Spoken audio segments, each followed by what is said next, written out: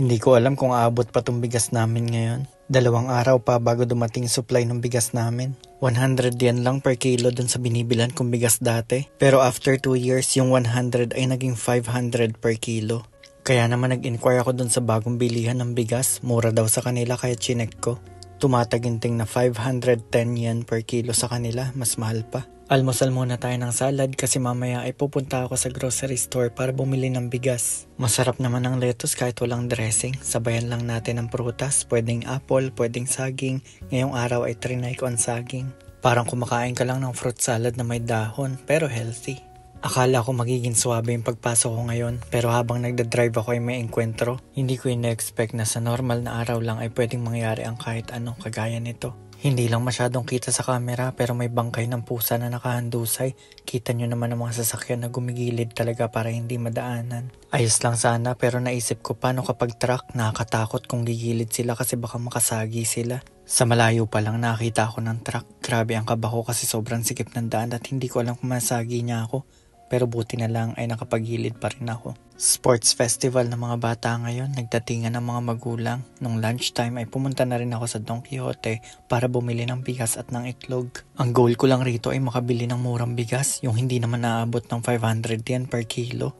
Medyo bad trip ako sa bigas pero nakaka-relax maglakad-lakad dito kasi ang dami mong makikitang gumagalaw, mga palaro. Lahat na yata nandito sa Don Quijote. At dahil Halloween ngayon, may bago silang flavor ng KitKat. Ang flavor nito ay apple pie. Masarap talaga ang mga seasonal flavor ng KitKat pero dahil seasonal yan, mas mahal sila compared dun sa regular price. Sa paglalakad ko ay isa lang ang goal ko, makahanap ng murang bigas na hindi aabot sa 500 yen per kilo at eto na nga may nakita kong bigasan. Meron silang tagi 1 kilo, 1.8, 2 kilo, 5 kilo, iba-iba.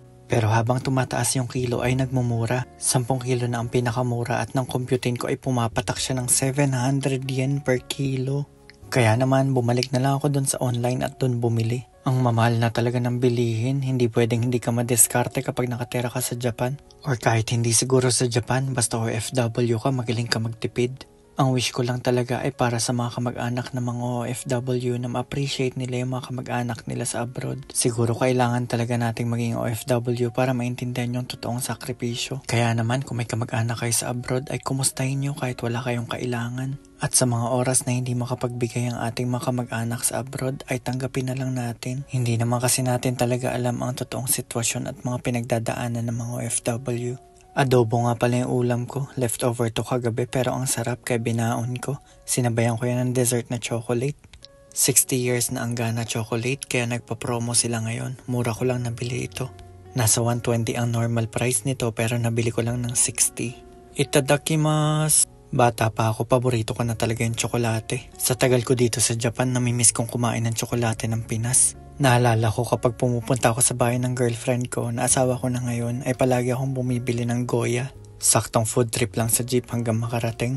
Ang dami talagang bagay na namimiss ko sa Pinas. Babalik na muna akong school para mag-aral, mag-trade at mag-aral ng Japanese. Alas 5 pa lang ay naglalaro na kami ni Mika kaya antok talaga ako pero pinipilit ko pa rin. Katapos-tapusan wala namang gagawa nito para sa akin kundi ako lang din.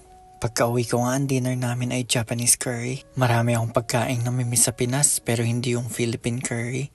Hindi ko maintindihan ng lasa nun.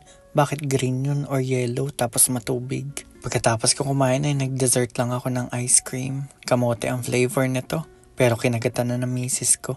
Kinahaponan ay naglakad-lakad lang kami sa beach. Magde-date ng lolo at lola ni Mika. Tuwing dumadaan ako rito ay pinapakita ko si Mika dun sa matatanda sa Home for the Aged. Alam kong malungkot at paulit-ulit yung buhay nila kaya gusto kong dagdagan yung stimulus nila at sana maging masaya sila. Pagkadating namin ng beach ay napakaraming ibon na lumilipad. Hindi sila naka-formation, halo-halo lang. Pag-uwi ko ay nilinis ko na rin yung bote ni Mika. Mag-workout na rin tayo para sa health. Alam nyo habang tumatanda ako, nare-realize ko yung importance ng warm-up. Nung bata pa ako, hindi ko maintindihan yung matatanda kung bakit sila nagwa-warm up parang wala namang epekto. Ngayon tumanda ako, na-realize ko na kailangan pala nilang parang gisingin yung mga muscle nila para uma-activate. Pagkatapos ko mag-workout ay maliligo naman ako. Tinapon ko lang yung bathwater ni Mika at pinatulog ko na siya. Palagi kong problema kapag papatulogin si Mika parang ako yung mauunang makatulog sa kanya. Sobrang galing ni Mika magpatulog. Pagkahag ko sa kanya, mga 1 minute pa lang halos babagsak na yung mata ko. Ay, nakaka-enjoy talaga kayakap si Mika. Sabi nila, mabilis lang ang panahon kaya dapat enjoyin natin ang bawat moment na kasama natin mga bata natin. Isang araw ay hindi na nila tayo kakailanganin. At sana ay pag dumating yung araw na yon ay magiging masaya tayo at wala tayong mga pagsisisihan. Hindi na natin may babalik ang panahon kaya busugin natin sila ng pagmamahal. Yun lang, bye!